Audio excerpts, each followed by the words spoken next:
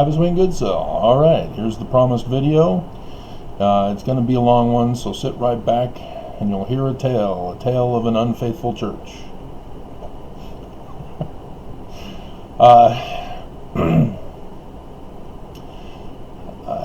Watching this morning, last night's episode of Law & Order SVU, they had an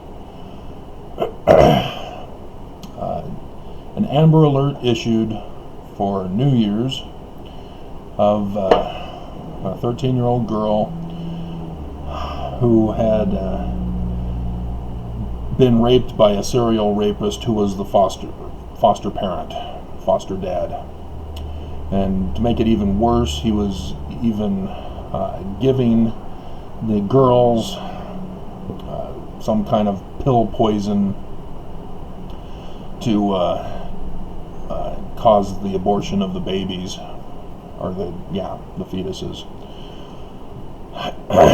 And so he was taken to court, and the father, who had been wounded in the war, and his specific assignment was to rescue single mothers and children from being raped from the Taliban. And so when he found out he had been wounded and lost a leg, in a wheelchair, and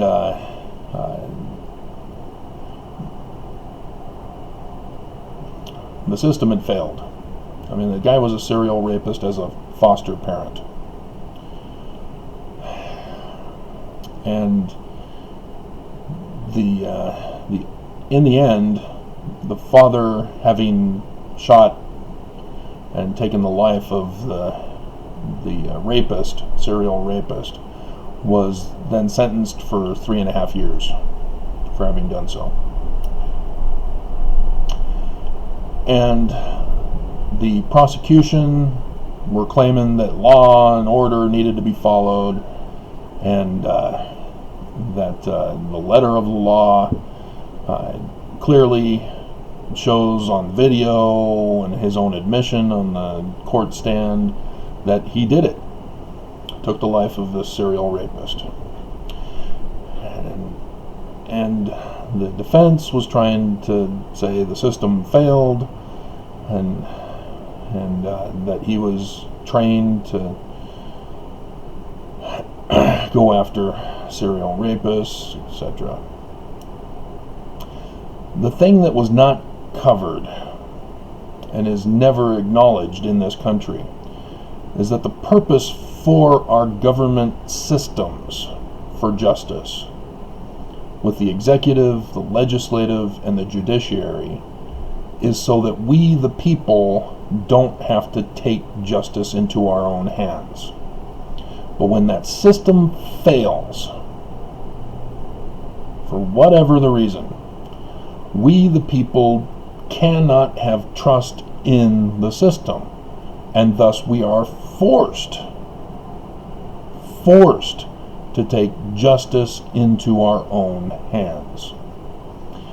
And that's what the show failed to recognize. And even though people felt like the guy shouldn't serve time for this and should be given a slap on the wrist, whereas others were like, no, throw the book at him, he did it and he's guilty. That was the one thing they missed, is that they are working in a failed system on the show. But this is a reality that we face as Wednesday's terrorist attack on the Capitol showed. The Trump loyalists who attacked the Capitol believed the system had failed, that it cheated Donald Trump out of the election. Because Trump was the one who's been claiming it. Trump is the one who gave the orders. I listened to the rally. I heard him give the order. and so I'm kind of suspicious about Trump's later video after being banned from all media, where he says, the election was fair, I tried to fight it in the courts but lost, and we're going to have a peaceful transition on the 20th. Who is this guy? This is not Trump. I don't see anybody with a gun to his head.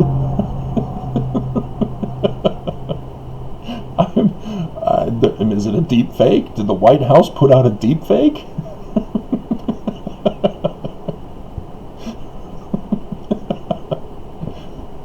But yeah, it was not Trump speaking. That's not how he speaks, especially at the rally. That was not him. And so, is it just, again, like all other GOP that turned? Saying, oh, this was insurrection, we disapprove. All because they don't want to be arrested as traitors to America. Because it failed, they got caught. And we're finding out that the Capitol Police were in on it, as they were refusing to have backup assistance, even to have backup assistance on the ready just in case. All of that was denied. And that came from the White House. And so Pence, even though he gave the speech, this was a horrible insurrection and this is a threat to, they always say, democracy. And this is, and Pence, by the way, is not going to do the 25th Amendment on Trump. So his insurrection is not worthy of a 25th Amendment. Okay. Yeah, I'm sure you're innocent. But,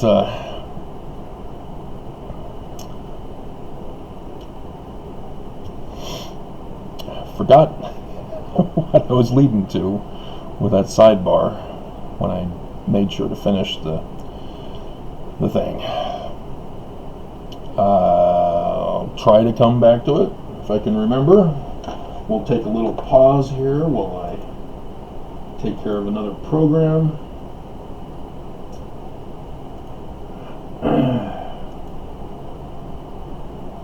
See, that's why I need to write things down immediately. But then I would have had to write down the thing that I wanted to finish saying at the same time.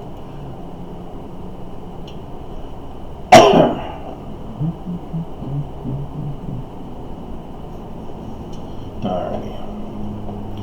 So I've got 40 minutes until I got to switch the laundry. So we'll see if I can finish by then. If not, we'll do a pause, maybe do a part one. Because we're going to lead into Timothy Snyder, who wrote the pamphlet on tyranny, and gave a tweet last night that included what he referred to as the big lie. Identifying big lies and the damage that they cause. And so it's not coming back to memory. And so, On Tyranny by Timothy Snyder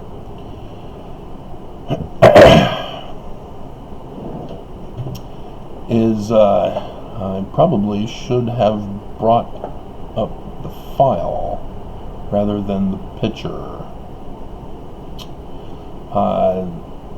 Yeah, let's put up the picture for you in the video, and then I'll continue on.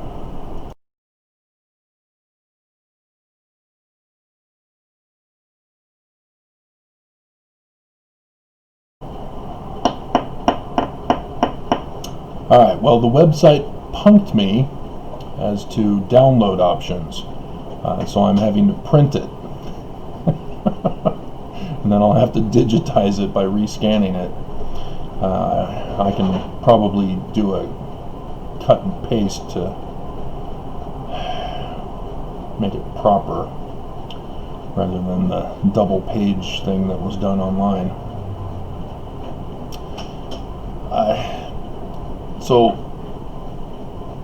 Snyder,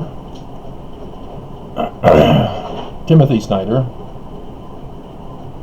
in On Tyranny, he has 20 chapters that I'll just briefly go over, and then we'll get to his big lie. Number 1 is do not obey in advance. Mormons do this, and thus the video is that we are taking his recognition of tyrannical systems of government and making the comparison with the Church of Jesus Christ of Latter-day Saints, because, well, lots of people know they're patriarchal, which is another word for authoritarian. And so the church demands obedience in advance, and Mormons give it. But he's saying, no, don't do this. This gives them power. And so he's trying to help people stop that. The next one, he says, make eye contact and small talk. He says this is not just polite, it is part of being a citizen and a responsible member of society. It's not...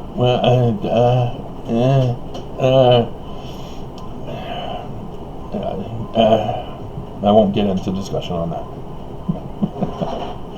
Practice corporeal politics.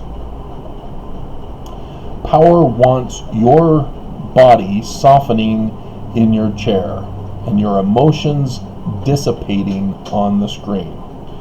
Get outside. Put your body in unfamiliar places with unfamiliar people. But they're evil! Make new friends and march with them. But I disagree with them. Yeah, this is an authoritarian tactic of controlling the narrative, emotionally manipulating, and brainwashing, to put it simple. Is the church has come out and said, hey, we want Mormons to trust only church-approved curriculum, as they're coming out with a whole bunch of new curriculum this year. Young women and the new Doctrine and Covenants, which goes over church history. And they're saying, hey, don't trust those online sources. Don't trust critics. Trust us. Trust reliable information. You got to be honest in the first place before you can come out and say that. And you shouldn't even have to say that. People should just know you're a reliable source in the first place, rather than... Yeah. So establish a private life. This has to do with espionage, as people take your private life and exploit it to their advantage. As Facebook sold our data to Russia. Russia then turned back, doing advertising campaigns and all sorts of other stuff that we have yet to be told, because a certain president was put in by Russia and didn't want anything to be known about the full extent of the damage Russia caused. And so when you, like the Trump loyalists who stormed the building, that all came from Russia. All of it, even from Trump's mouth. That came from Russia. Russia is the puppet master of Trump.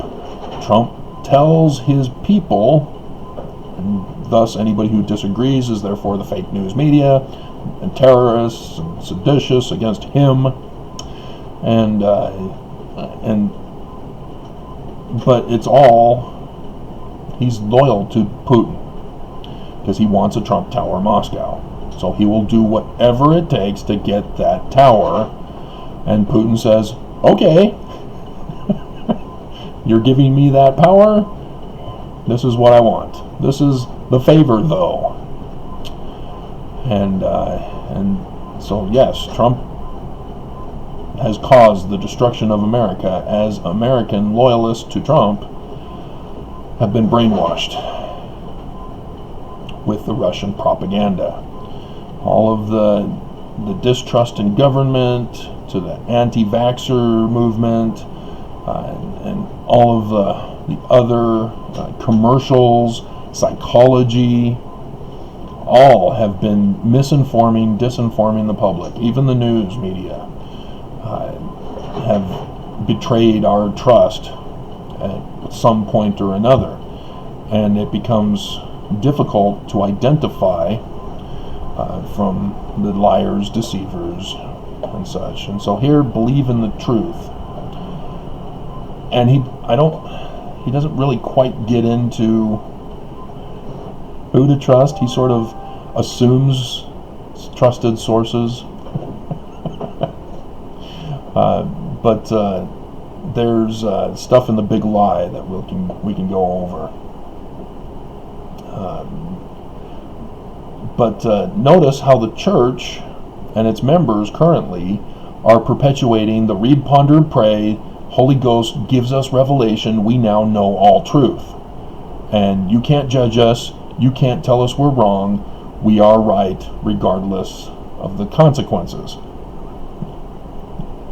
As Mormons will be violent and aggressive and deceivers and liars bearing false witness themselves, as I did that video yesterday, to push the false narrative that the church is true. Oh, did I give away the secret? What the big lie is? We'll get to it. And be kind to our language. Yeah, democracy, for example. You don't redefine it, give it additional meaning, as Webster will add the additional meaning that our culture creates, and then people use Webster as a source for the definition of a word to prove their point. Democracy, I think this was what I forgot. Democracy means government by the majority of the people. It does not include a republic, which is a second public, a second group of people who are voted by the people for that position to give the laws, all different branches, enforcement and judicial, along with it, for the people. Because the people can't be able to judge themselves, be judge, jury, and executioner themselves, because there may be situations where people are dishonest and want to justify murder and such. So you need a second public to be the arbitrators, the mediators of the people. And thus, the Law and Order show from last night clearly showed the consequences of a failed system. And so democracy as the majority vote of the people. We do not have that, but Democrats especially are pushing it over and over and over and over and over. That's a brainwashing tactic, by the way, where you cause repetition of a false narrative, a false definition, false concept, a false principle, because our Constitution says we're supposed to be a constitutional republic. We've never had it, never practiced it, because everybody's redefined it as Republicans say, oh, we're supposed to be a republic because we're Republicans. But they're referring to a representative republic, which is authoritarianism. And Democrats are saying, oh no, the majority of the people vote for us Democrats, and so we want democracy. All democracy is in jeopardy with this authoritarian government. You see how they did the dichotomous psychological divide and conquer tactic? And so democracy means the minority is discriminated against and have their rights violated. Because the majority get what they want, not the minority. This is what causes fear in Republicans that resulted in the violence the other day. The terrorism the other day. Is because to Republicans, they know they do not have the majority voice in America. Certain groups of Democrats, yes, blacks, LGBTQ, the poor, Hispanic, women, they're in the minority. And being in the minority as a separate group, they experience the same thing that Republicans are experiencing when elections come around. Because they know if they played fair, they lose. Republicanism never, conservatism never is what the people want. It's too abusive, it's too cruel, it's too inhumane.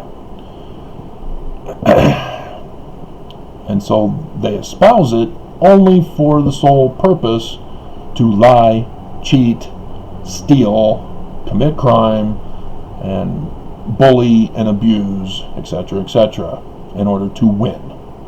And it carries into the culture, as your bullies are conservatives, for the most part. And the church, conservative. There are Mormons who are trying to claim that the LDS church is working with the deep state Democrats. And Trump is trying to fight them. No. Again, be kind to our language, as he says. Don't redefine things, because what happens when you're in the minority and people in the authoritarian dominant majority, when they claim, hey, we want democracy, we want the majority to win. Well, the minority all of a sudden has fear. Oh dear God, they're coming to get us. And we need to stop them. That's the mindset that they go through. And thus we saw it in full view on Wednesday. Those Republicans feared that a full Democratic controlled government will destroy America, but what they mean is destroy their lives, prevent them from their rights. And so you'll often hear them talk about, oh, they're going to take our guns, they're going to take our jobs. Because under the current economy, which is dominated by white males, if Democrats were allowed to get their way, especially progressive Democrats, then they would be removed from their jobs of leadership and authority and replaced with people who are not experienced, who are not trained because of the authoritarian abuse of the white males. And so, yes, they fear democracy because it is an unjust system. And the system in the economy, the system of government, is already broken. They are failed systems that we're using. And so here you have progressives and Democrats saying, hey, we want equality, when what they're wanting to do is replace. So that, they don't, progressive Democrats don't talk about the replacement. They only say democracy, justice, equality. They use those code words, trigger words, to deceive the people and scare the minority, who are the Republicans. And this has led to the great division in America, because the answer to solve our problems is remove the current system of government. And like I said, maybe we should try the constitutional republic. Just a thought. Rather than a representative republic, or a socialist republic, which is communism, which is the Democrat position. Maybe we should try something else, like maybe what the Constitution ordered we were supposed to do. Instead, the communist Democrats want to push democracy, because they know they are in the winning position by pushing it. They are in the majority. And so, the church uses code words also. And Exmo Lex did an excellent video last week. Was it last week or earlier this week? Where she went over definitions. Why are you not scrolling down? Why are you not scrolling? Oh, you're at the end. Okay, so there's only 9. So why did it have 20? Apparently there's more to the book. 13, 12, 9. So it counted down? What's going on here?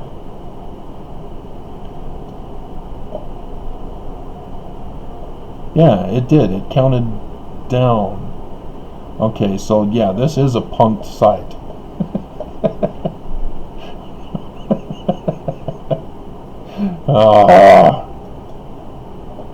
It's a trap. So I guess I'll have to purchase the video on YouTube or on Amazon. Alright. So let me on Tyranny by Timothy Snyder. It's only $6. Do I have that money left to get it? I do.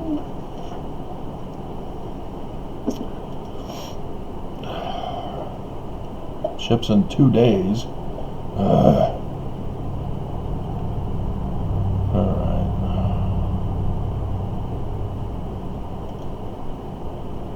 I'm dreaming of a white Christmas, just like the ones I used to know. Da, da, da, da, da.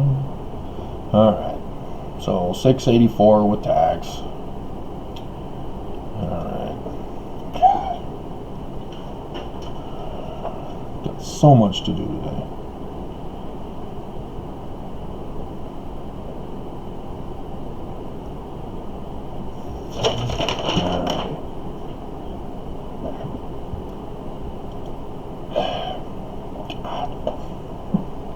So let's get to his pictures. Alright. He did a tweet, and I did snapshots.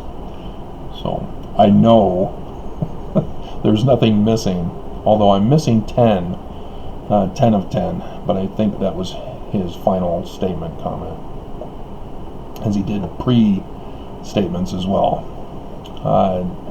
So the first one is the claim that Trump won the election is a big lie. What is the big lie of Mormonism?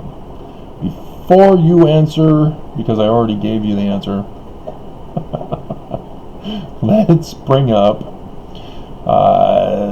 let's see, a comparison of the late war and the Book of Mormon.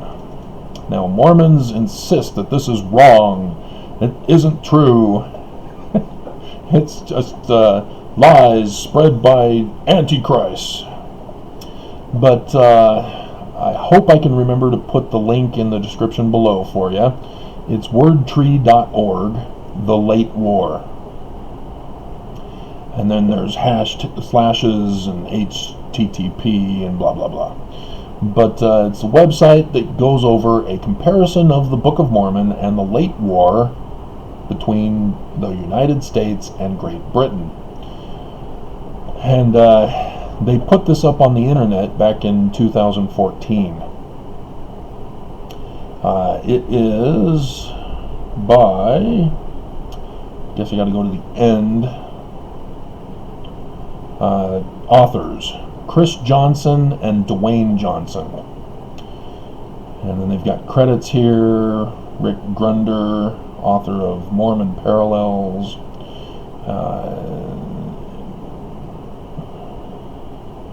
Everyday Wang Chung. That's weirdly referenced. Ryan Thomas, The Book of Mormon and the Late War, Direct Literary Dependence. So here's the statement that these guys who recognized plagiarism from the late war in the Book of Mormon. So these guys are one of us, because remember, I'm not talking to Mormons here. This is to you who have left the church. Mormons are going to see this and be upset, come on my channel with this video to put a thumbs down and then abandon the video. They're not going to listen. They don't want to listen. If they listen, they're going to be converted to the truth.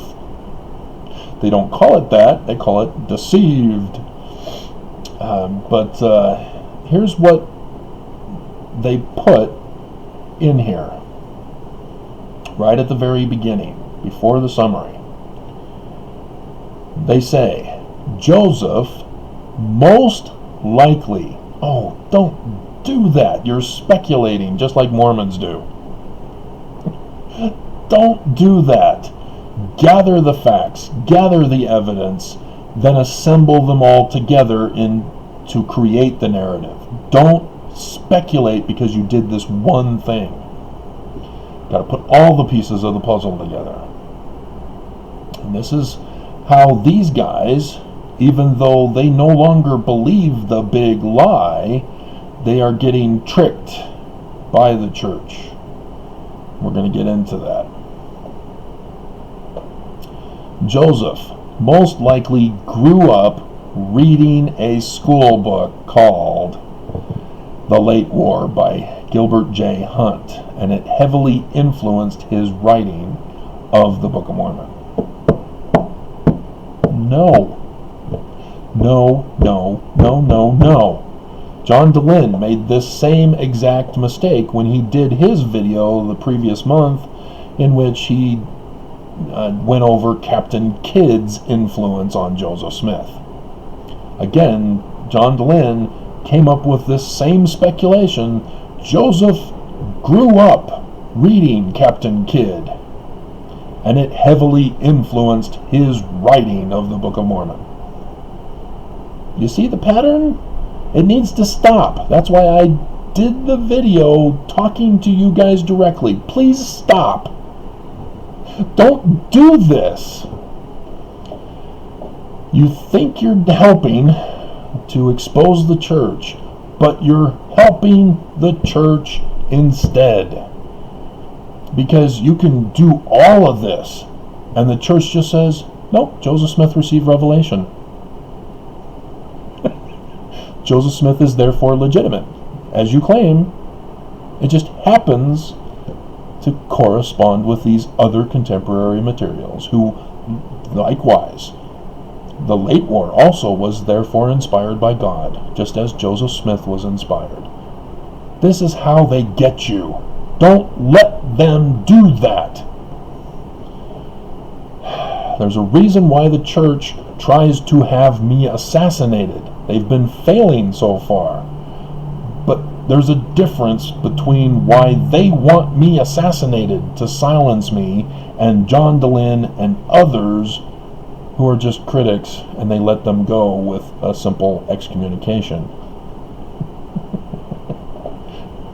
It's because I expose the truth. And they don't like it. Alright. Now, Timothy Snyder's big lie. Oh, I should probably take some extra time here. I've got 7 minutes before I have to switch the laundry, and I'll stop the video, upload it, and then come back when we get to that time. Let's see. I should be able to read it without signing in, and I'm not seeing any of mine. What's going on? Where's my videos, guys? You had me up here a lot.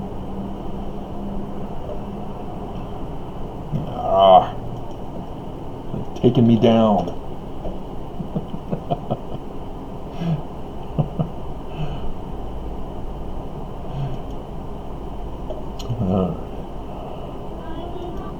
I belong to the church. Alright, it was on the scathing email to federal court, condemned with LDS Church. Yep, Charles Mendeley. He's not a Mormon, but I sort of trapped him.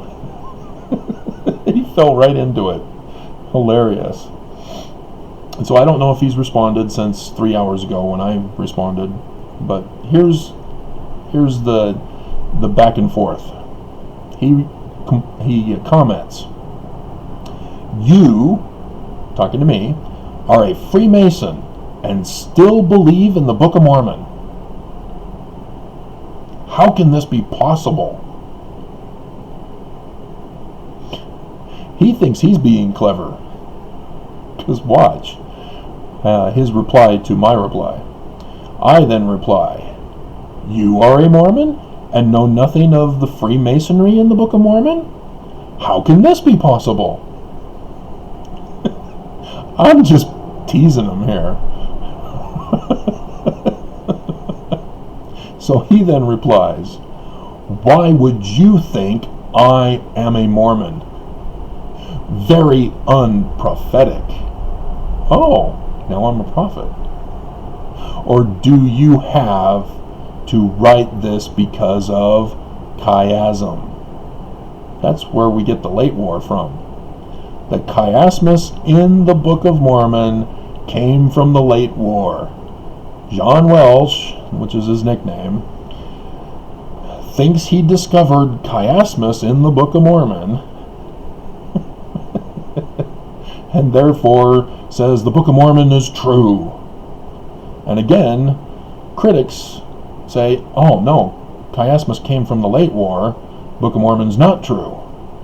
You guys also fell for the same trick."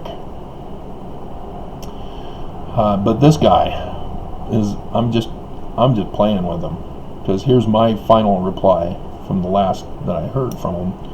"Why would you think I am a Freemason?" See how I set him up? Very unprophetic. Chiasmus? You mean? And then I referred the link to the word tree. He's not Mormon. So I have no reason to ban him from my channel. I'm just helping him by picking on him because he thinks he's picking on me.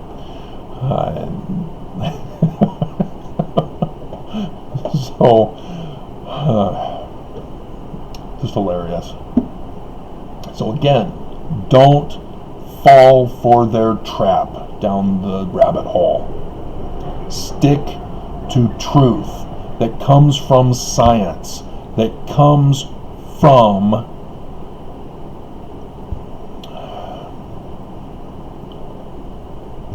sound argument, logic. Don't fall victim to throw in fallacies and fake science, pseudoscience, which psychology is one of the pseudosciences. Commercials specifically lie to us and deceive us with, even though they're entertaining, but that's part of the deception. You get the hot chicks eating a burger. Yeah, well, that's a deception. Carl's Jr. does, however, make good burgers. Having actually, I always get the Western double bacon cheeseburger. It's awesome. Great memories. But yeah, good burger. But other situations, I'm like, part of a balanced nutritional breakfast? So it can't be part of it unless I buy your cereal. And it deceives you into thinking, oh, it has nutritional value. You remember the video I did the other day talking about my Fruit Loop from Hell song that my dream created for me, to I am a child of God. You'll understand. I can't really have Captain Crunch because it tears up the roof of my mouth. And so as much as it tastes good, it just thrashes my mouth. So I can't have Captain Crunch. But Lucky Charms, yeah, I gotta give loyalty to Lucky Charms. And Irish Spring, but you gotta understand my situation. But nonetheless, so the big lie. What is the big lie? Timothy Snyder is focusing on an individual incident, because the big lie of Trump is not that he won the election. The big lie of Trump is that he is a puppet to Putin. That's the big lie. That's the one thing he has been covering up, lying about, and destroying documentation, destroying any evidence trail, any money trail with Deutsche Bank. He's trying to shut it all down. That's the big lie of Trump. The big lie of the church is that it's false. It's not true successor from Joseph Smith. They had him assassinated. They took his religion as the cover to do their deeds of doom, destruction and chaos. So, got to take a break. I'll be back. I'll put in who the author of the Book of Mormon. I hope I can remember. Let me write it down.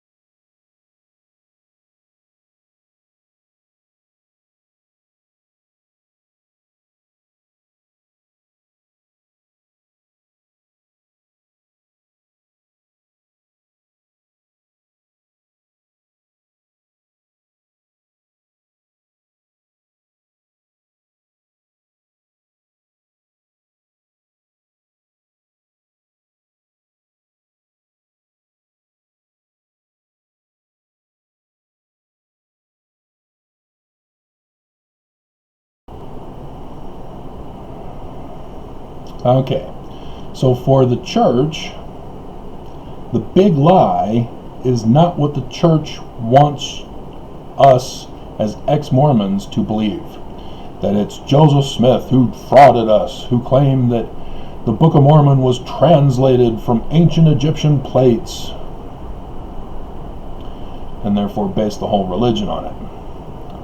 That's the Brighamite Church's big lie, or a part of the consequences of having the big lie, which is that they are not the true successors. This is why the church wants me assassinated, is because I'm exposing their big lie. They are not authoritative. They did not follow Joseph Smith's own procedures for replacing him. If any of you have heard of sustaining vote, find it in Scripture for me, I dare you. And if you want to be dumb enough to place a wager on it, that you can find it, make all checks payable to Travis Wayne Goodsell. Never get in a bet that you cannot win. And so that is the big lie of the church, that they're false, they're fraudulent. They murdered Joseph Smith and Hiram and took over his church without authority to do so, not even following the proper procedures to do so, and claimed that they were the true successors, and extorted and sex trafficked women and all that to get as many people as they could to follow them into the desert, which was a violation of Jesus Christ in that Matthew book in chapter 24 about the last days. If anybody tells you that the Lord is in the wilderness, follow him not. Or in the desert, sorry. Wilderness, desert, same thing. Depending on which time period, and sometimes it's a jungle. And so that is the church's big lie. This is why they don't concern themselves, even though they'll publicly denounce John DeLynn and Jeremy Russin for the CES letter. Or is it Russell? Let me answer this for me once and for all so I get his name right.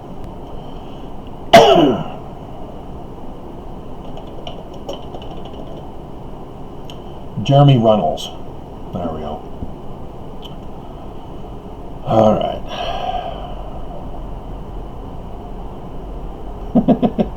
Bamboozled by the CES letter. An honest response. Well, if you have to put honest, it's not. Michael. Alrighty. So this is Timothy Snyder's, who wrote the book on tyranny, talking about having the big lie. And he is going into Trump, but he's kind of incorrect. Trump's big lie is not that he won the election. The big lie is that he's a Putin puppet. So that's where Timothy is a little incorrect on, but his concept is correct.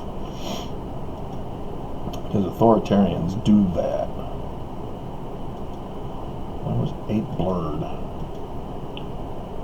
4 is blurred. There we go. Has to. Alright, 2. A big lie changes reality. Bingo! How many of you think that the Brighamite branch-off is the legitimate succession of Joseph Smith? Even though you think that the church is a fraud and liars and abusers and blah, blah, blah, how many of you still give acknowledgement that Brigham Young is the true successor of Joseph Smith? They got ya. They got us all if we fall for this. It changes reality. They're not the true successors. I grew up knowing that the United States of America was picking on us for our religion and we had to leave the United States to come to the state of Utah. Then I found out, oh, it's the state of Deseret. See how the big lie leads to all myriads and legions of smaller lies to support the bigger lie, to expand on the big lie. And yeah, all of it. No, all lies. That's the one thing we can count on as truth from the church. They're liars and can't be trusted. That's it. And so, if Mormons believe the big lie of the church, that they are the true successors, they must disbelieve reality. They must disbelieve their senses, their witness. And again, what has Mormons done to the Book of Mormon in Moroni 10:4 and 5? They've altered the definition of manifest so that they can alter the definition of testimony and witness. And the church leaders perpetuate these smaller lies to protect the big lie. So you have in the video, the captions I put in, that church leaders, Bednar, Packer, Oaks, have been deceiving and lying to Mormons, perpetuating the false doctrine of spiritual witness to gain a physical truth and reality.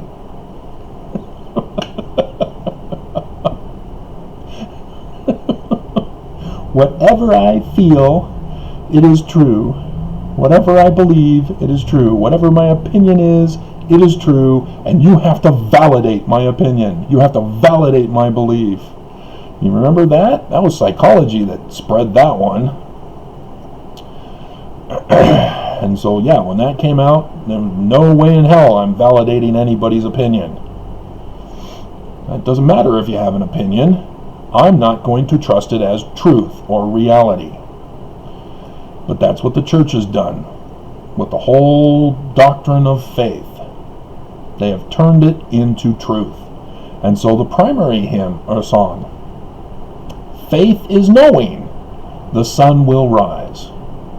Well, I know the sun is up now. I can see the light, and I've been outside, I've seen it. I know it's out there now. But before it rose, I didn't know. I could only believe it would rise. Now, I'm aware of astronomy, and so that adds to my knowledge about the sun and how it operates. But just because... Okay, should I do this other project? Yes, I should. Because Amazon came early, as I think some of you are saying, hey, where's the Amazon box behind you? So, with the $600 windfall, I'm rich! Yeah, I got some clothes for replacing of worn out clothes from last year. Yeah, let's do that, man, bro. We'll do this project because Disney. I thought Legends was going to be a series that was going to be cool to add to my collection, but turns out nope, it's just advertising for WandaVision next week. Alright, so you can't be up there. You have to be there. And you probably should go over here so I don't get confused.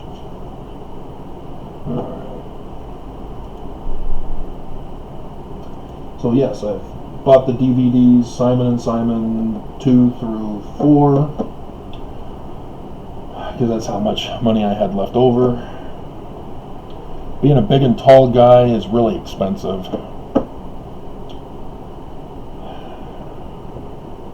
But again, the economy is broken and it needs to be replaced. It's the big lie that they're not telling us, as they spread all the little lies to deceive. This is the process that is used. So, hold on a minute here while I get this program going.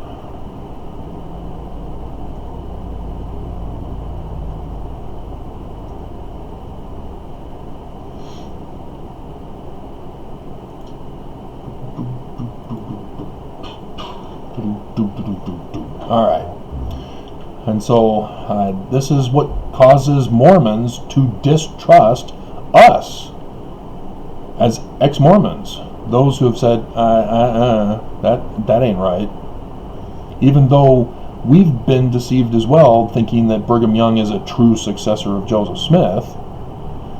I've seen it time and time again. I read to you from the guys who did the late war. They believed Joseph Smith was false, but in so doing legitimize the current Brighamite church, because there were lots of different branch-offs. It wasn't just Brigham Young. There was Emma, Joseph's wife, who didn't go with Brigham Young, Sidney Rigdon, who didn't go with Brigham Young, and as I showed the pictures, Sidney Rigdon's the author of the Book of Mormon.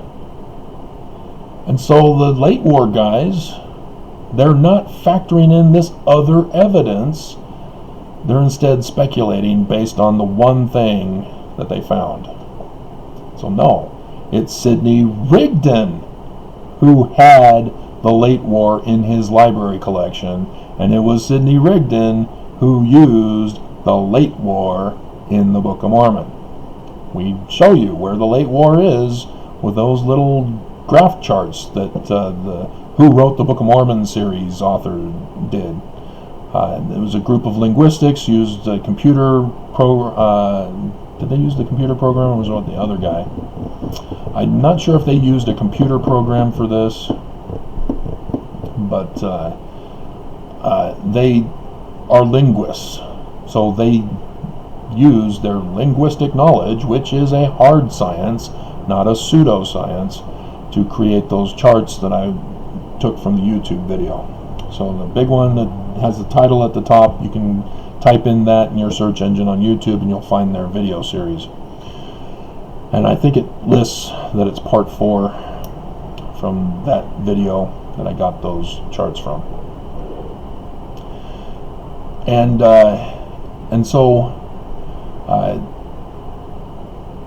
if you don't understand that Sidney Rigdon's the author of the Book of Mormon, but you believe that Brigham Young is the true successor, do you see how your reality is changing? You're changing history because of the big lie that Brigham Young is not legitimate. He's a fraud. And so you distrust, as a Mormon, you distrust anybody who criticizes the church, because you have this belief in the big lie that Brigham Young is a true successor. This is what I had difficulty explaining to the woman formerly called my second ex-wife, as I had to keep repeating over and over again because she doesn't believe me. I believe in Joseph Smith. I trust him. I'm a translator. I deciphered Paleo-Hebrew and Egyptian petroglyphs and found that the Bible stories came from the Egyptian petroglyphs. That's how Joseph Smith rendered his translation of the Book of Abraham, the facsimiles. And it's just Brigham Young. And she says, no, the church is true. Well, no, it's not Joseph's church. No, it's true. She believes the big lie. And she cannot be changed from the big lie. Because the church leaders, as Timothy Snyder told Rachel Maddow last night, the church needs to come out and tell the truth. I'm not sure if that's 9. We'll see when we get to it.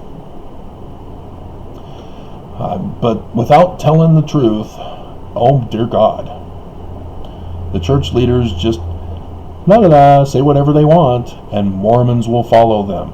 As I've been horrified doing the videos of everything Nelson has been changing in the church, going, holy crap, he did not just do that. He presents an idol god. He changes the law of chastity to allow for polygamy. He says Lucifer is our God in the Christmas devotional. And Mormons don't see it because they believe the big lie. And those of you who have not seen it, who have not even seen the videos, you likewise are like, come on, Travis, I know the church is wrong, but that extreme? Because specifically, when you hear LDS critics do their video on the bite model, that they're a cult? No. There's a difference between cult and a cult. If you're not familiar with the difference, you need to refer to your X-Files Season 1 pilot episode. Mulder explains it to Scully. And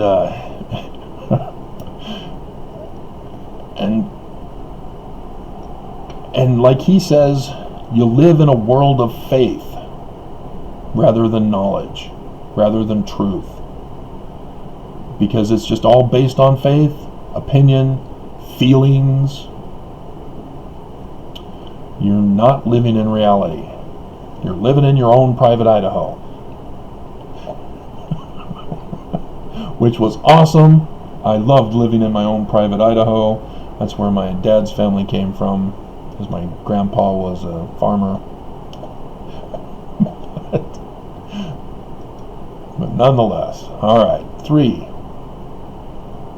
Now he falls victim to not being kind to the language. Shame on you, Timothy. But he says the big lie demands conspiracy thinking. No, it's not called conspiracy. Conspiracy is when more than one person, meaning 2 or more, conspire, plot to commit criminal activity. And a theory, for a conspiracy theory, a theory is using sound argument in an investigation to make predictions to confirm or deny the conspiracy. And so if you want to find out who murdered Joseph Smith, well, you have to figure out who done it. And what I've found out is, yeah, it was a conspiracy theory. Brigham Young gave the orders with Heber C. Kimball as his right-hand man. Heber C. Kimball was the one that brought Brigham Young into the conspiracy to overthrow the church. And I had to develop a theory based on all the evidence that I had collected in doing church history research. Did that video not too long ago. Investigating real church history, I think it was titled. You're done already? It's been an hour and 30 minutes? Holy crap. Didn't you watch as I put this in? Or was that done before?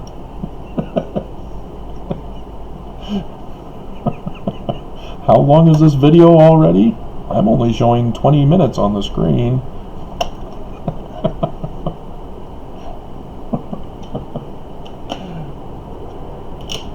Alrighty.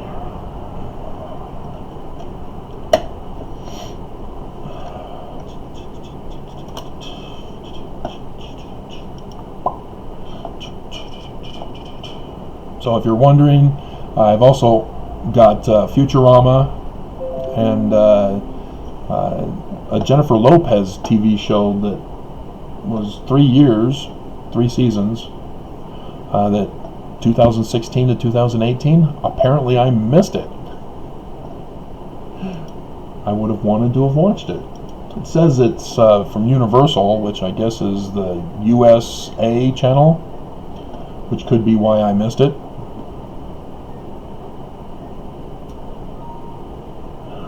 But now I have it, and then I'll watch it when I finish Castle, or something else I'll watch. As you can see, I've got multiplicity to choose from.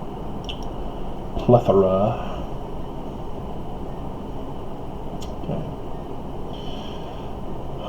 Alright. And then he says, he uses it in terms of thinking that everybody's out to get you. That's what he's referring to with conspiracy thinking.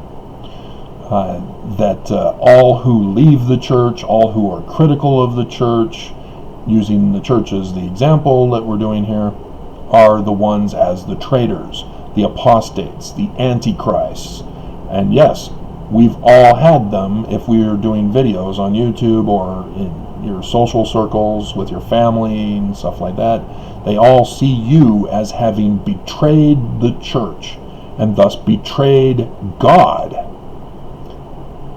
That's how extreme believing in the big lie becomes.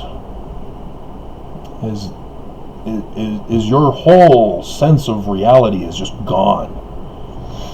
This is how the FLDS members were so deceived when the federal government came in, separated them from their children, because those children needed to be rescued, they thought. Turns out that the women also needed to be rescued, but those women remained loyal to Warren Jeffs to this day. They now believe they were persecuted by the government, violating their religious freedom rights.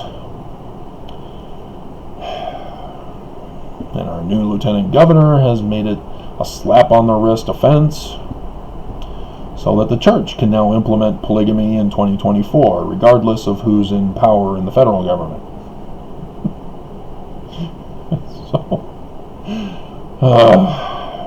And so, yeah, this is a part of the problem with believing in the big lie. And so, number 4, a big lie undoes a society, since it divides citizens into believers and unbelievers. Utah has been undone because of the church who runs it, because they have divided us into Mormons and anti-Mormons, the believers and the unbelievers. And our whole society is destroyed. The economy, the government, the functioning of it, all ruined because of the church's big lie, that they are the true successors of Joseph Smith, and that therefore they are God's true church, led by God himself. As they promote Joseph Smith's first vision, which again was coded, as I've been trying to tell you. So there's a difference between lying, deceiving, and covering up versus needing to keep things on the down low so that you don't get assassinated. To give out a warning without exposing that you are the one giving the warning so that you don't get assassinated and your warning message gets silenced. Big difference. And that's what Joseph Smith and the Smiths and all involved who were involved, not those who weren't involved. Brigham Young was not involved. Brigham Young was the one looking for those who had caused the anti-Mason movement. And so because of what people did to William Morgan, it was necessary to keep it all a secret. That's why Smith Sr. is pissed at Joseph Jr. in Section 3 of the Doctrine and Covenants. And the church is going to skip over all that when they get to that lesson in a coming week, because they refuse to acknowledge that there were words that were not decoded in the 1981 version of the triple combination that was released. They tried to get some of it. You can go to the Wikipedia page on decodings that they caught, but there were those that they didn't catch, and I am showing them. I've been showing them to you. Babylon in Sunday's lesson 116. Church has refused because they know what it is. Ye elders of Israel, O Babylon, we bid thee farewell. We're going to the mountains of Ephraim to dwell. What do you think they're referring to as Babylon?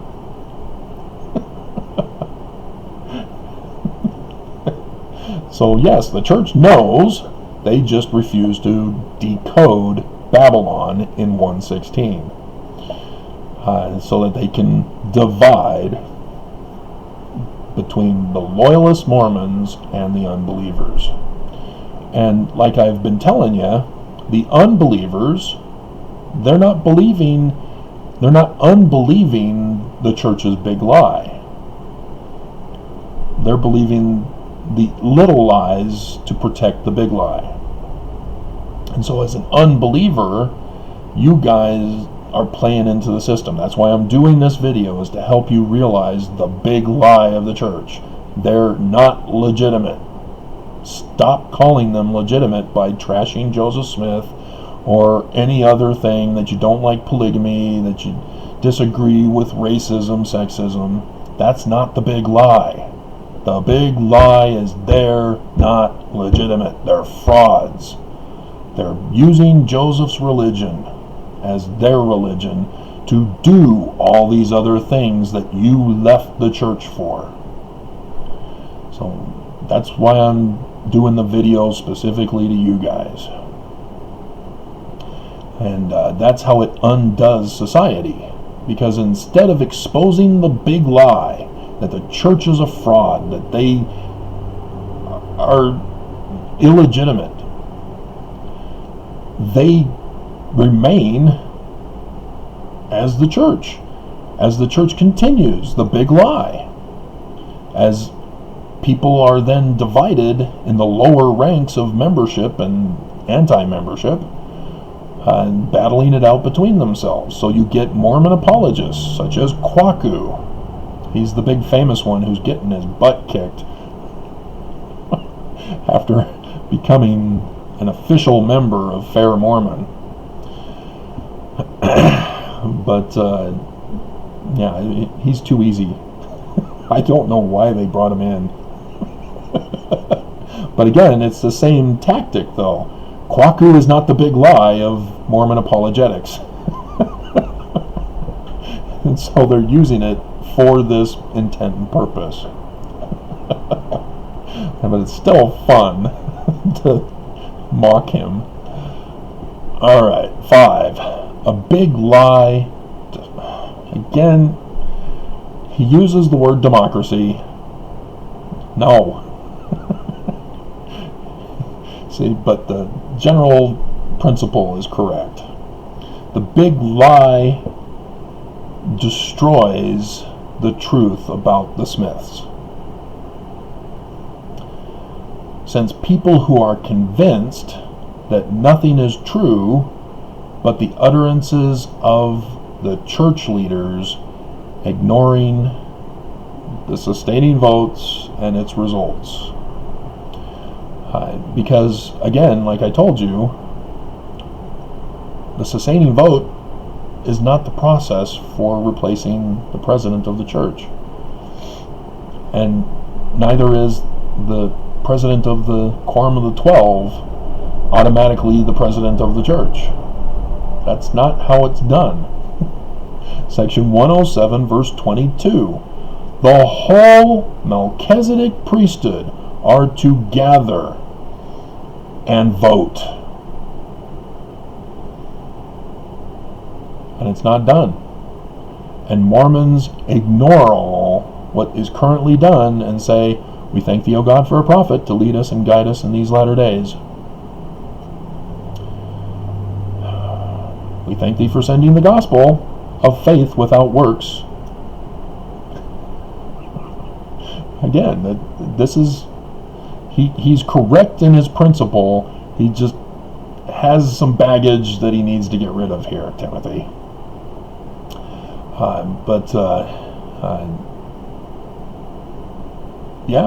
They do not believe my videos. They do not believe your videos if you do videos. They do not believe you when you say that the church isn't true. I'm sorry, Mom and Dad, polygamy is not true. I'm not happy with it. I'm sorry, Mom and Dad, racism is wrong. I'm sorry, Mom and Dad, murder is wrong. I'm sorry, but I've learned for myself that the Church of Jesus Christ of Latter-day Saints is not true. Don't remember Joseph Smith's history where he goes to his mom after the first vision and says, I have learned for myself that Presbyterianism is not true.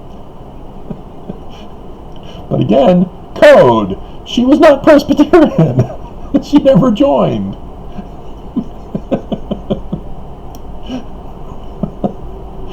That was the distraction, to get people thinking in terms of religion rather than Freemasonry. Because Joseph Smith attended the Freemason meetings as often as he could, not the religions. They were Congregationalists, and they didn't have a Congregationalist church in Palmyra. But you're never going to know that if you believe the big lie of the church. All right. 6. A big lie must bring violence as it has. As we've seen, we had congressmen, Chris Stewart, Burgess Owens, who's brand new, vote to overthrow the election. Traitors and tyrants are still fighting him in vain.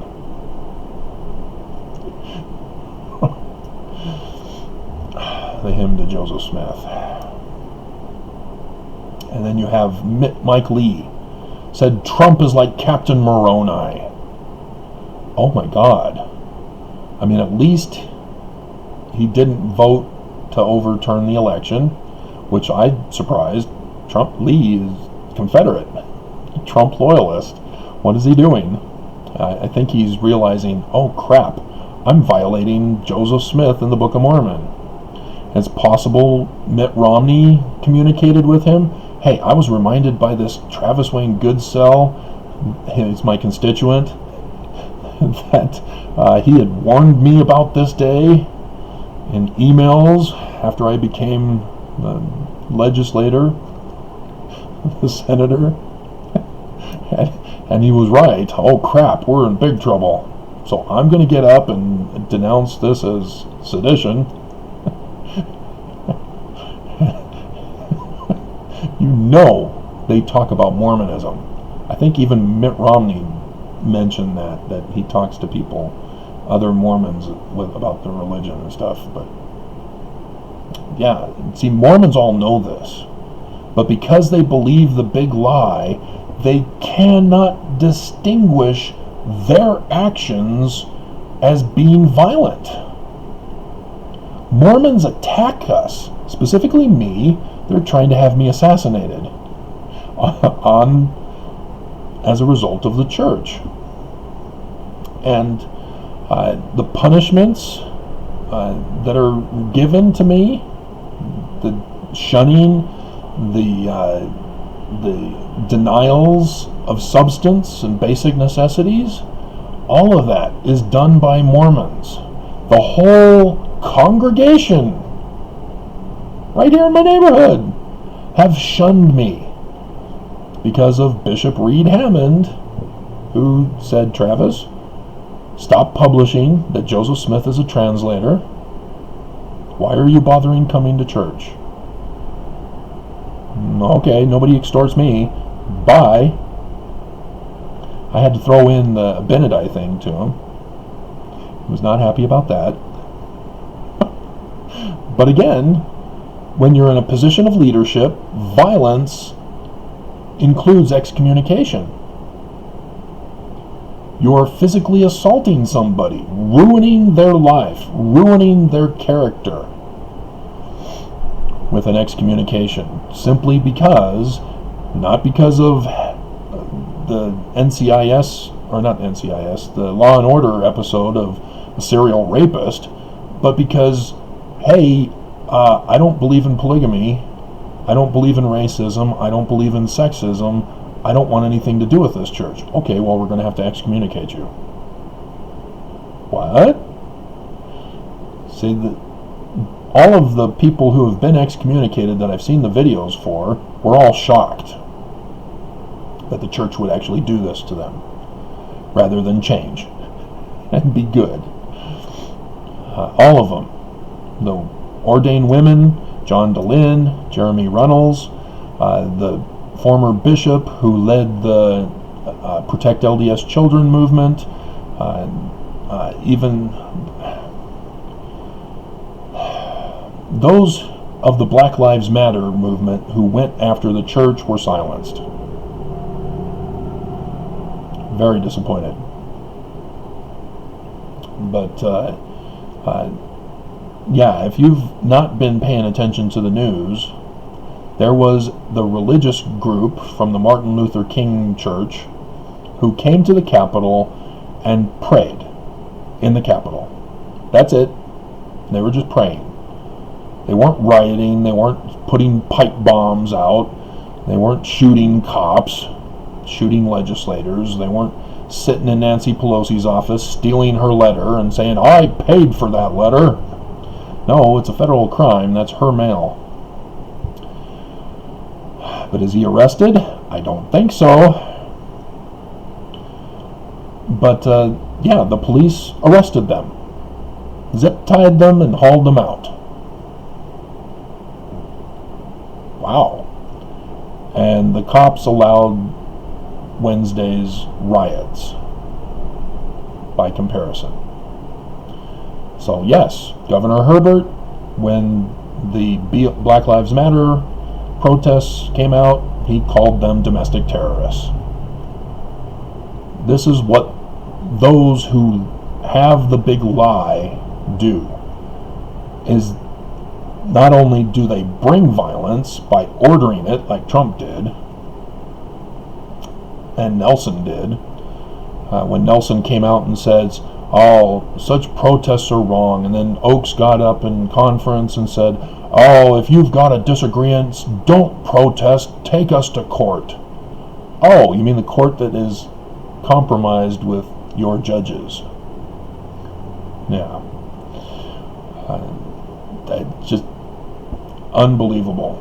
And again, when the system fails, people are forced to take justice into their own hands to get justice. But when you have authoritarians in government in a broken system forcing the particular type of justice, you end up with further victimization of the victims as they come after you as the terrorist. How dare you challenge us? How dare you oppose us? How dare you call our system broke? How dare you seek rights? Alright, I've got to change the laundry again, so we'll stop here. Okay, the last segment still uploading to the Movie Maker. So when it finishes, I'll check the audio and to visual, make sure it corresponds, and make sure that I increase the volume. It does it halfway. Why? Notice President Russell M. Nelson never came out and condemned Trump directly. Never.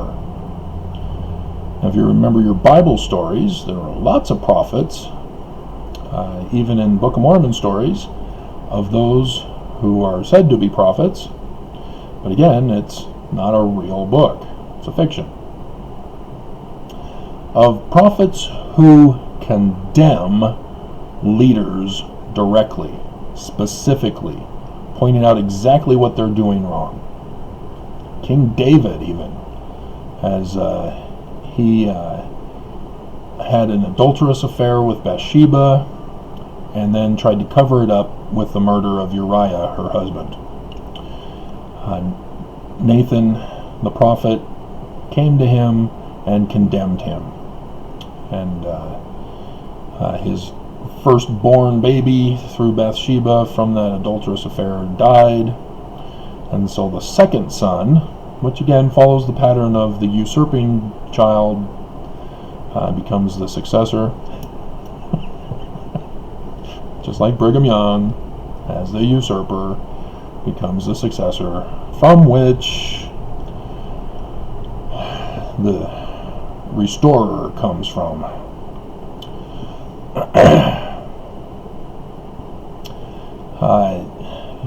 And so, as Mormons know, King David lost his exaltation. And then there's some debate as to whether he, as a murderer and adulterer, is in the telestial kingdom, or if he repented sufficiently to go back to the terrestrial level at least. Don't go there. Don't do that. Again, you're feeding into the wrong focus. And so, yeah, the church will come out and they'll say, oh, we oppose all forms of violence and sexism and racism, even though they were the ones who put racism in the Utah Constitution, of which we just barely voted it out. As the church says, oh yeah, we're opposed to racism. We want it removed from the Constitution that we created.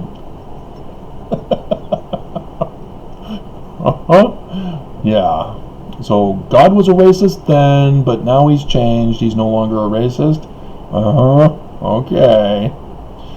Again, don't get fooled into focusing on racism. The big lie is they're a fraud. They're not from God. They are not the true church. They are not the true successors of Joseph Smith. They're just pulling the con, the big con, on everybody in the world to justify their existence. All right. And, yeah. And so when Oaks or whoever makes their sexist, racist, bigoted hate speeches on conference, Mormons pick up on that and carry it out in reality, because they're not thinking in terms of reality. They're believing in the big lie, and they then think they're justified in assassinating somebody who's exposing the big lie. They think it's okay to say, hey, I know you're qualified to work in my business, but you're not Mormon, and so though I can't tell you that it's that reason that I'm not allowing you to work here,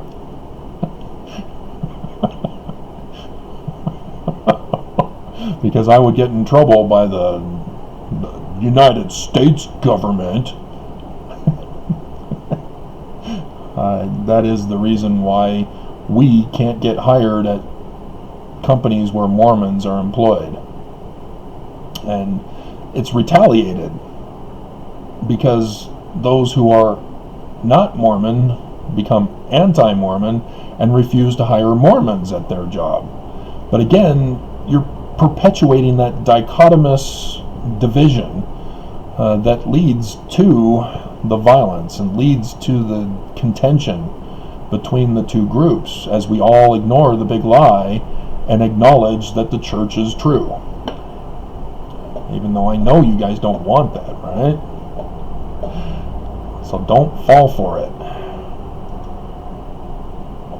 7. A big lie can never be told just by one person. It's got to be successive people. It's got to be by the whole Danites that Brigham Young brought with him and Heber into this valley. They all perpetuated it.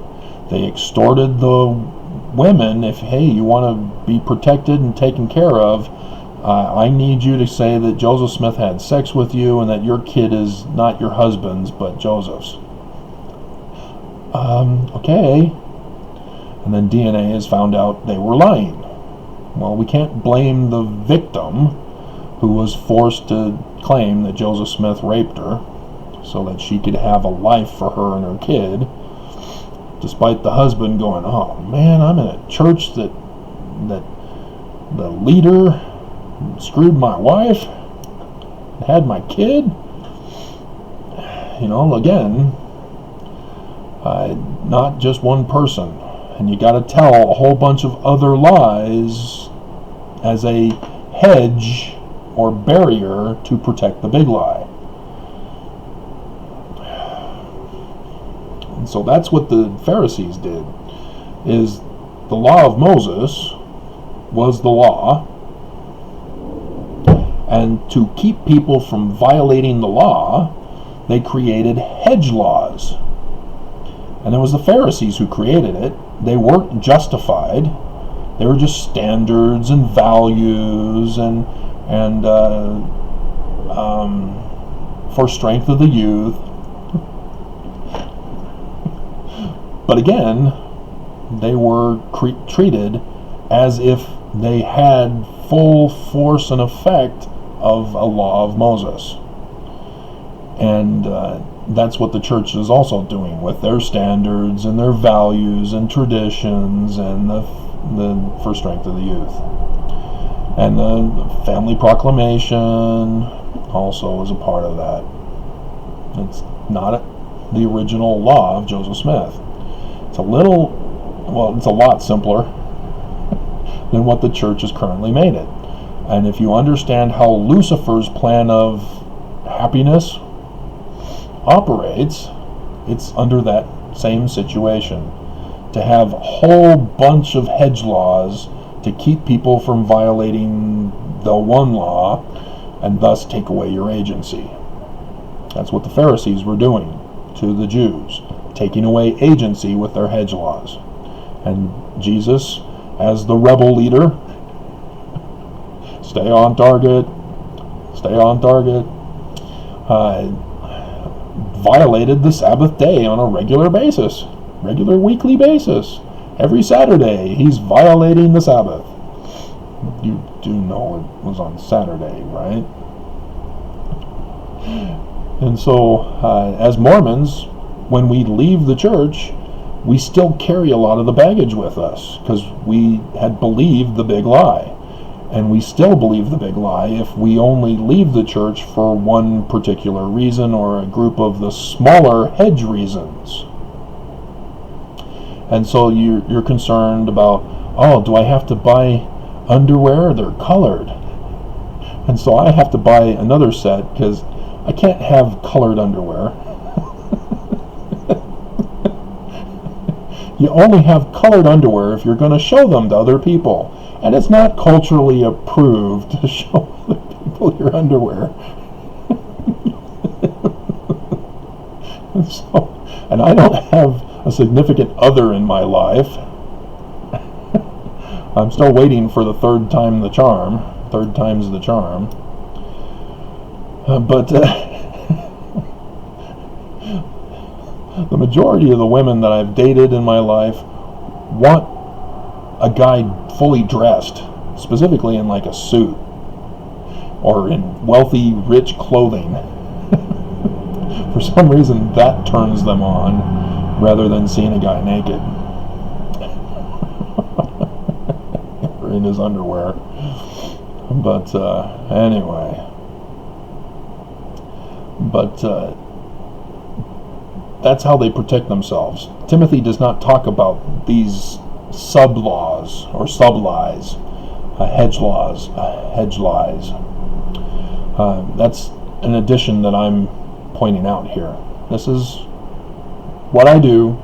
I am able to find out a person's philosophical precept that he's presenting, and make corrections as I recognize need to be changed and corrected.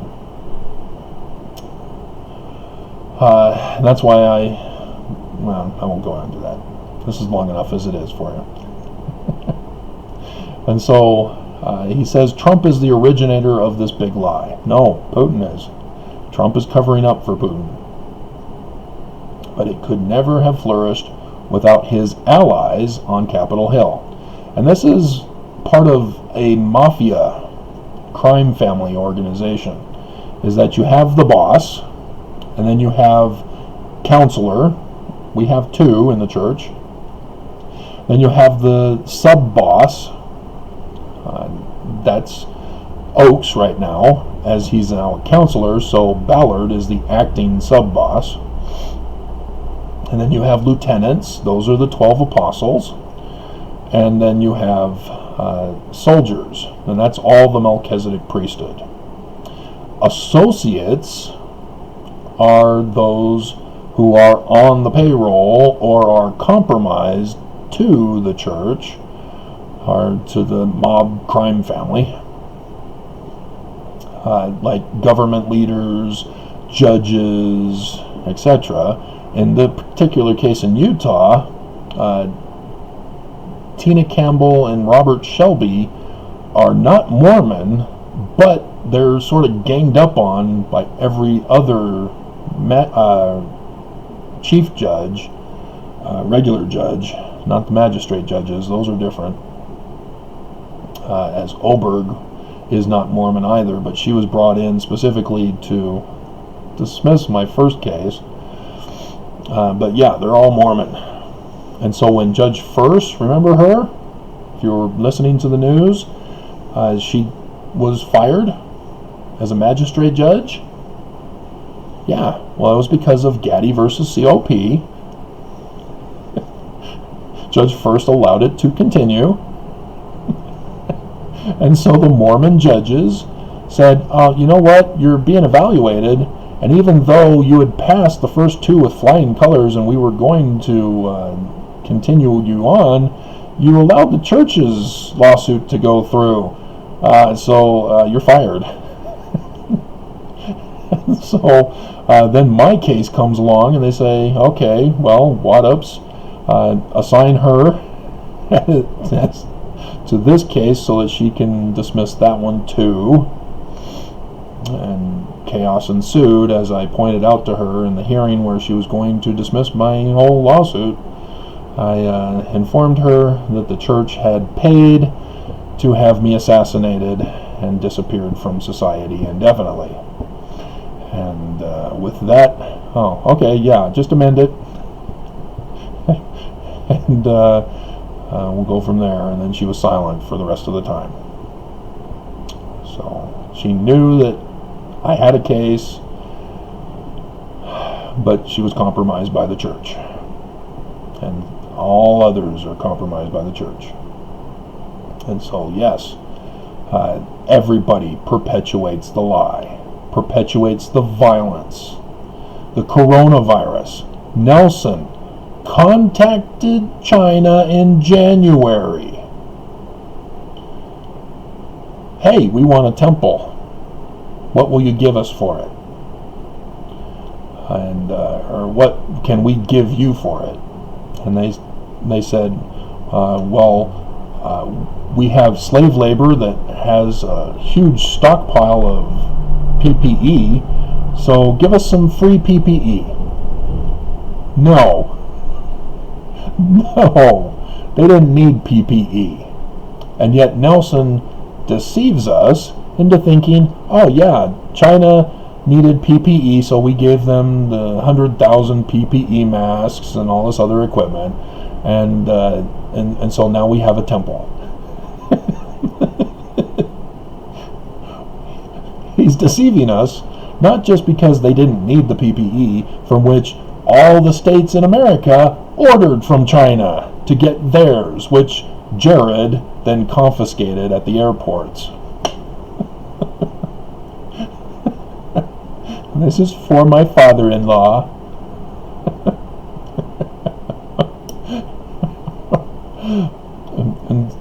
But the other one is that Nelson knew how serious the coronavirus was.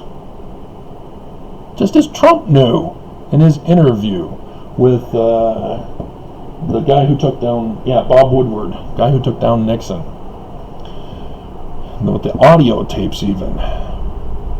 And so both Trump and Nelson knew about the virus, knew how deadly it was, knew how serious it was. And what does Nelson do after that? Oh, the government is shutting down? I guess we'll have to do it too. We'll do it in phased shutdowns. And it's going to be temporary. And we're going to follow the local leaders, wink, wink. And when they say it's okay to open, it's okay to open on the anniversary of the Illuminati? Okay, we'll do phased reopenings, and we'll open up the churches, we'll open up the temples, we'll send missionaries back out, and our businesses, so that Mormons can continue to pay us through other means than just their protection racket money and pyramid scheme scam mission money. And it's now worse, and they're not shutting down. They aren't even following the example of Moses, who had to deal with a virus in Egypt during that thing called an Exodus. They couldn't follow the example of the prophets of the Bible who experienced the same situation. And he's a medical doctor, and he knew how serious this was, how deadly it was. And instead he's helping to spread and escalate the virus so that we die. Now, yes, it had to do with them getting served, as a certain person figured out how to do a waiver of summons, because Judge First was refusing to order the U.S. Marshals to deliver the complaint, as is required. But nonetheless, this is what happens when you need to support and protect the big lie. All these other things, violence, murder, other lies, other deceptions, other cover-ups are necessary in order to protect the big lie. That's why they aren't trying to assassinate John DeLynn. That's why they're not trying to assassinate Jeremy Runnels. That's why they're not trying to assassinate the leader of the ordained women movement. That's why they're not trying to assassinate the bishop of the Protect LDS Children movement. That's why they're not assassinating regular members who just say, I want out, I want nothing to do with this. Because all of them help feed into the Mormons' brainwashing of the big lie. As you become the straw man enemy and distract and detract from the current church as the big lie, being a fraud. And 8. Political futures now depend on this big lie. The church's future depends on this big lie.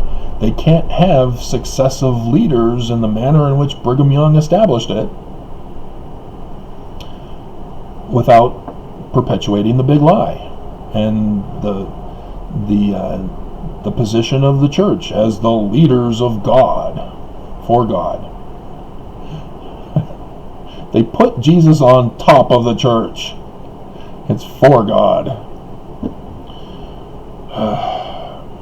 But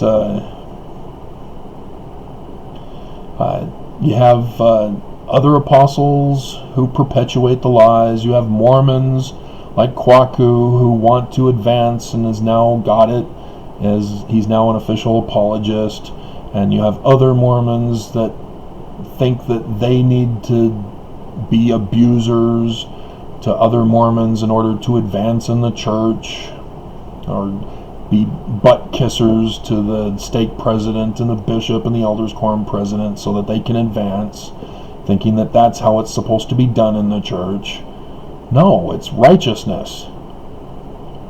It's always been righteousness, but the church has changed it, and family and friends get the kick up. And when I worked at the distribution center in 17th and 17th for the church, I was told, yeah, you do something wrong, you get promoted and a raise. That's how it works. And those at the bottom saw this time and time and time again.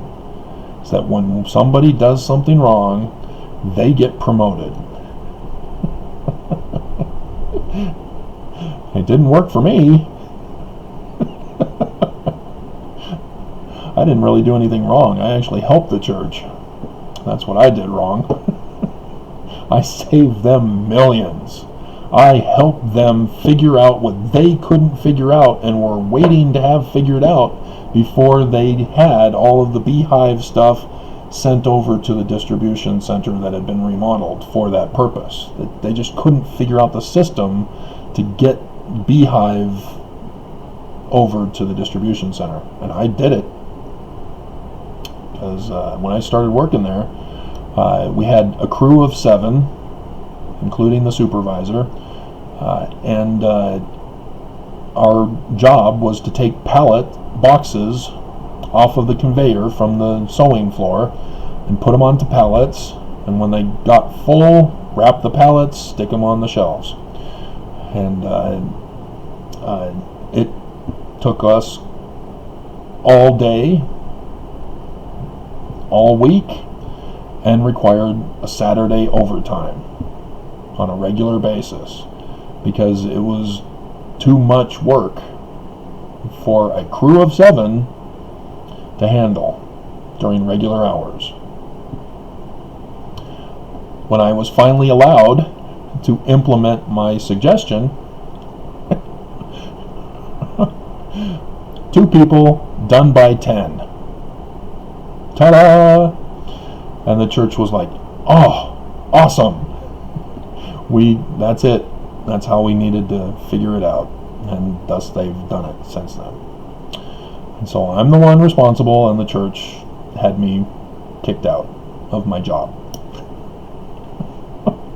That's how they treat people who help the church. My brother also has another example. On his mission, he got a parasite down in Chile. I think he pronounces it Chile. But he got sent home to get treated by the doctors. And when he was approved for return to the mission, they sent him to Texas. I think it was San Antonio. But while he was in San Antonio, the mission president, one mission conference, came riding in, combustion engine and all, on his motorcycle into the chapel. And my brother informed my dad. My dad, furious, contacted the church and informed them of it. Turns out Monson is best buddies with the guy and just had him transferred to a different mission where they can appreciate a motorcycle being driven into the chapel.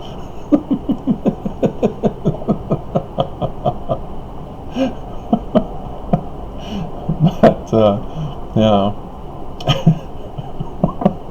so again, you do something wrong, you get a promotion and a raise. I have no idea if he's a 70 now. That would be interesting to know. If one of the first 70 are him. I don't have contact with them. My family, again, were used by the church, believing in the big lie, to lay violence on me. And so I'm shunned from the family, disowned. Wonderful. Families can be together forever as long as you conform and comply.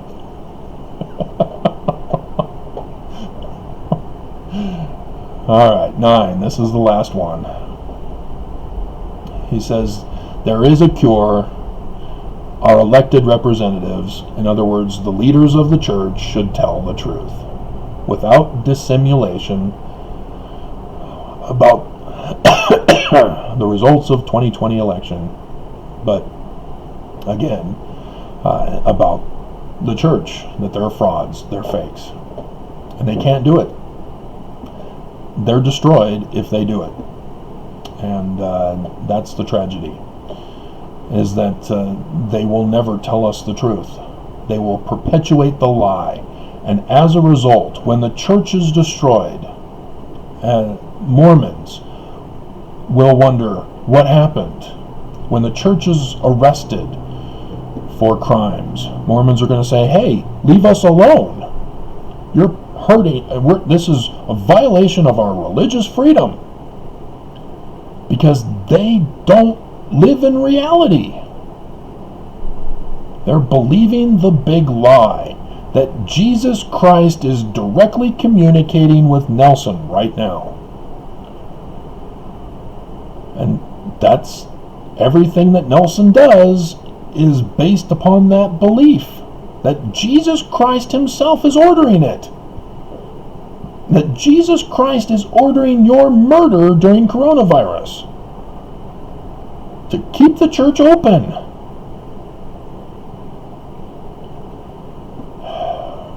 This is the real tragedy, because they can never admit the truth. See, with an election, yeah, they can admit that. Republicans can admit that. Not a big deal. Doesn't destroy the Republican Party. It actually may help the Republican Party. But for Mormonism, no. The church leaders can never say, hey, we don't have a clue as to what Joseph is talking about here. We don't even believe it. We don't even want the Book of Mormon. We just kept it because it brought in Mormons.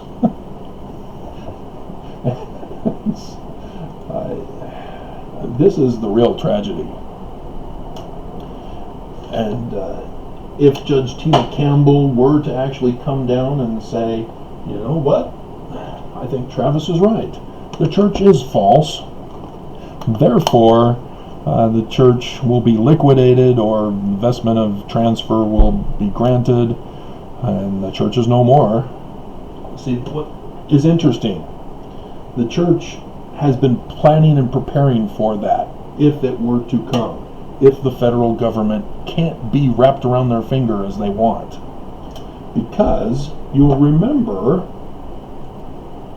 that after their first failed assassination attempt of me, after I filed the waiver of summons, they then came out and released the church handbook, the Holy Grail of Mormonism. Why would they do that? Why would they make it available for all Mormons to know when they sued Gerald and Sandra Tanner for releasing it online? Remember that? Why would they do that? It was a covenanted book that even said in the book itself that nobody is allowed to give it to anybody who's not authorized by the church to have it. Even working in the distribution center warehouse, after I had worked at Beehive, started at distribution center warehouse, got transferred to Beehive, where I fixed their system, figured out how to help them because they couldn't do it. Then came to the returns department, because that's how they wanted to treat me. And a handbook came across my desk to process back. It was a leader of the church who had returned it.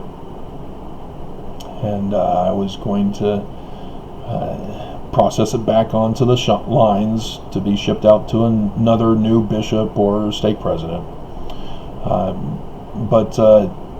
Yeah, we aren't allowed to take it home ourselves. We aren't allowed to purchase it back then. And I had put it in my cubbyhole because I wanted to, if I ever had time to read it, I would go through and read it, but never did. But yeah, you just don't make it available to the public because you need to cover things up. And it's not because it's covering up the big lie, it's covering up all the hedge lies. Because if they can convince Mormons that the hedge lies are the big lie, then when the hedge lies get exposed, the church still remains true because they've protected the big lie. But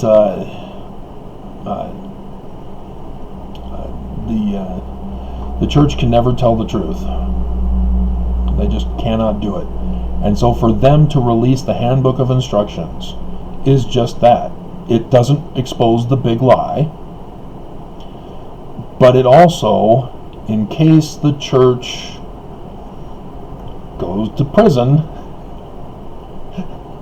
or has to flee the country, because remember, I've been doing those videos too, that they have disseminated the handbook of instructions to Mormons so that a loyalist Mormon can maintain the big lie with these hedged lies in the manual for the handbook. And yeah, that's their deceptive plot by releasing it to the public. And notice that before there were rarely changes made, but now that they've made it public, it's like every week there's something new changed. They just can't get it right now that they've made it public.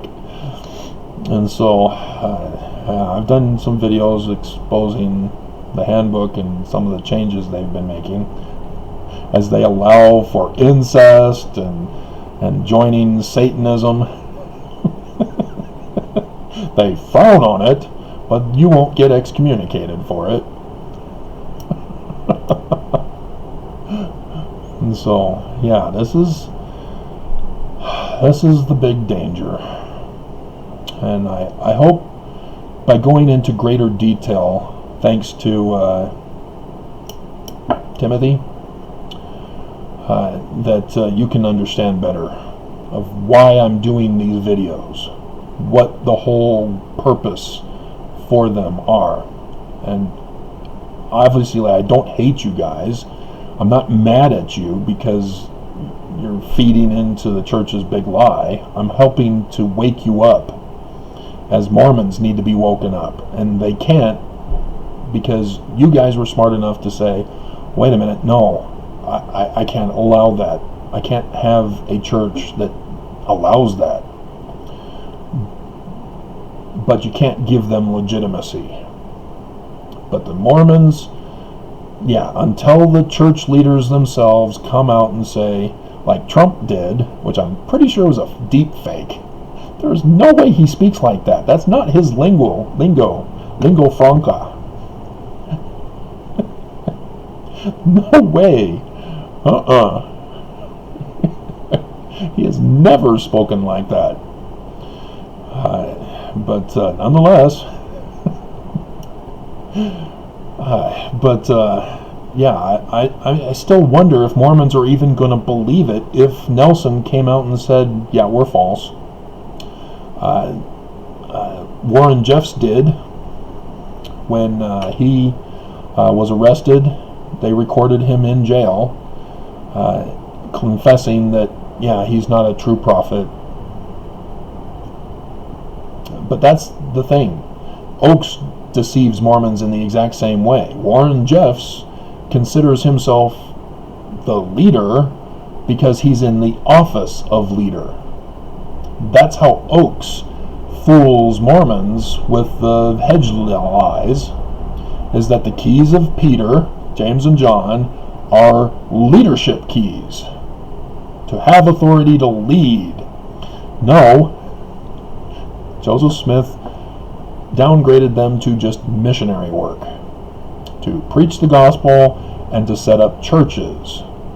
Not the church, that was Moses in the Kirtland Temple, along with Elijah. And interesting, there's a reason why it was on Passover and why it was Elias, Elijah, and Moses on Passover in the temple. And it wasn't just to fulfill the prophecy in Malachi. I mean, again, there's a bigger picture to it. But Nelson, he believes the Book of Mormon is the fulfillment of Elijah 37, and again, Mormons attack me, trying to testify that that's true, and they're ignoring the big lie. But yeah, Oakes, he gets up and says, I have authority to rule you because of Peter, James, and John. No, you don't. Get out of here, little man. And he is little. I was kind of surprised. But, yeah, it's just the big lie. Alrighty. So this is over 2 hours long, isn't it? So, hope you are safe, because we got more trouble coming. There's more violence coming. Like I said, the Trump loyalists are not going to believe the video. I don't even think they even bothered to watch, because it wasn't on social media. It was released by the White House. And Nelson, he's been silent since I slammed him in the courts about how he has betrayed Mormons. He has led the church astray with this coronavirus, and Mormons are suffering with infection and death because of his leadership. See, I'm exposing the big lie. That's why I do all these other videos, is to chip away the hedge laws, the hedge lies, so that eventually people will catch on about the big lie. Alrighty.